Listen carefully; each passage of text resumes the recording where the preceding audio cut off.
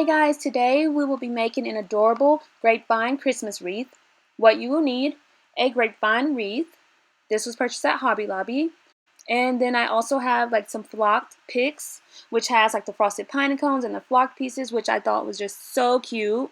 And this was purchased at Joann's. I also have some frosted pine cone picks, which again were purchased at Joann's. I believe these were both like either $1 or $1.50, so it was a really good price. I also have white flower bundles. These were actually purchased at Hobby Lobby for $1, I believe. I have this really pretty like fanned leaf bundle, which was also purchased at Hobby Lobby. It's so pretty. And then I also have some really pretty 5/8 inches in width ribbon, like a frosty white and also like a silver shimmer. So cute. You will also need floral wire and scissors. But you can add in whatever embellishments, whatever picks you'd like. They have such a wide variety to pick from at both stores, so just have fun with it and make it your own. Alright, let's get started.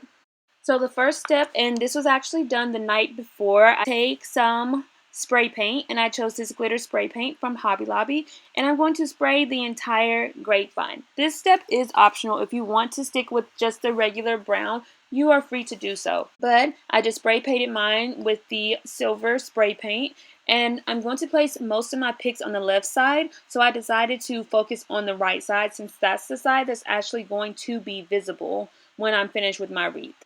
So the next thing I'm going to do is take one of my flocked pieces, and I'm going to use my floral wire and twist it around my pick. And I like to kind of intertwine it a little bit just to make sure it's nice and secure and the pick isn't able to just slide off my wreath.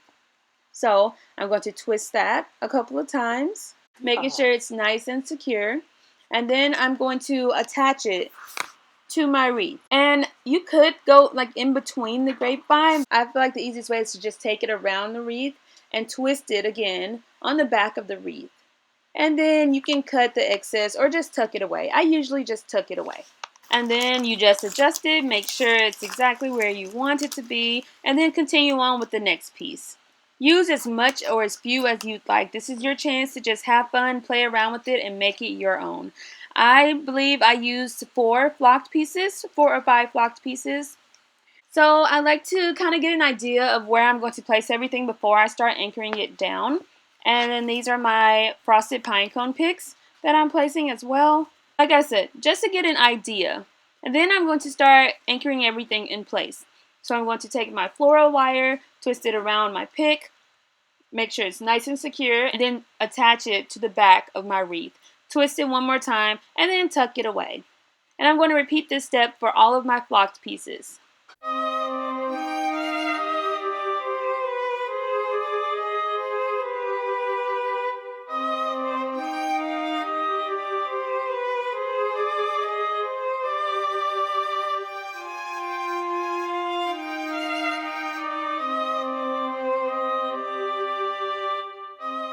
So I have all of the flocked pieces in place. Now I'm going to add my frosted pine cones. And I'm going to do the same thing. Take the floral wire, twist it around my pick, anchor it in place, and then twist it to the back of my wreath. And I'm going to repeat this step for all of my pine cone picks.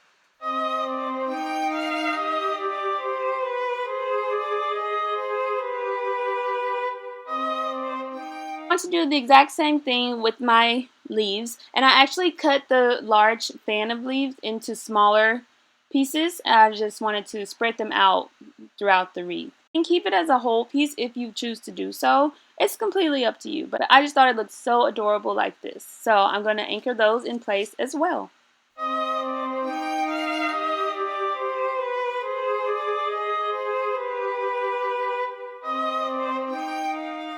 And next I'm going to anchor my adorable white flower picks in place, and I love that you can kind of bend it forward so that the flower isn't facing the top of the wreath. You can actually see the bundle of flowers from the front of the wreath. So I'm just adjusting that and putting them all in place, and then I'm going to do the same steps I've used to place everything else to the wreath.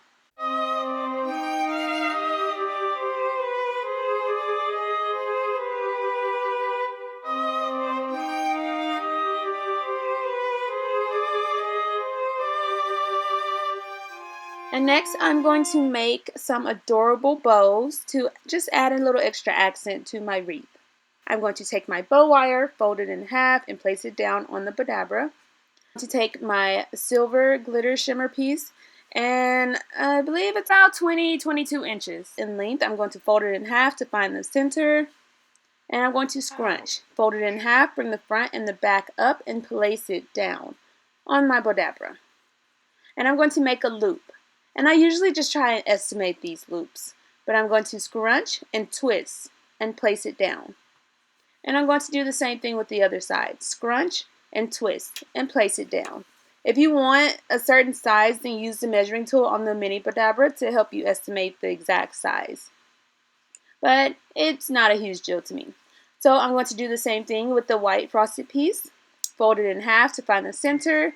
With the wrong side of the ribbon facing up, I'm going to scrunch and place it down. And then I'm going to do the same steps. I'm going to make a loop, scrunch, and twist, and place it down. Make a loop, scrunch, and twist, and place it down. Just like that. And now I'm going to go back to my first piece, the silver, and I'm going to scrunch one more time, but I'm not going to make a loop this time. And then the same thing with the other side. Scrunch and place it down. And repeat those steps with the frosted piece. Now, you can make your ribbon as long or as short as you'd like. The longer you make it, the more loops you're going to have. So it's completely up to you. Just have fun with it and make it your own.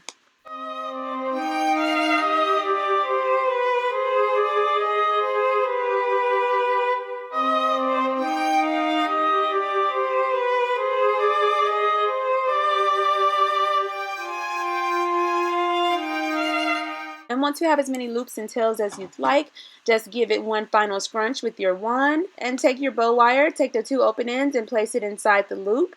Hold your bow in place and give it a nice tug.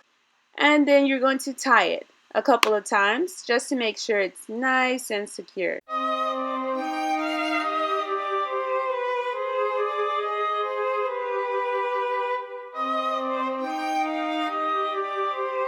And then when you're done, you're going to just cut away the excess bow wire.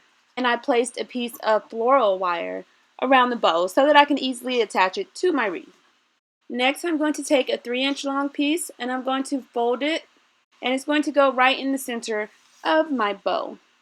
Now you could tie it in a knot, you can leave the center off altogether, it's completely up to you. But I'm going to just place it in the center and tie it in a knot at the back of the bow. It looks so cute and precious, and it is ready to go on the wreath. So I'm just going to spread the bows throughout the wreath. I made about 3 or 4 of them. If you love bows, then you can make more, or if you want to leave the bows off altogether, you can do that as well. But once I have them all in place, I'm going to anchor them down to my wreath, and then adjust it as much as I need to.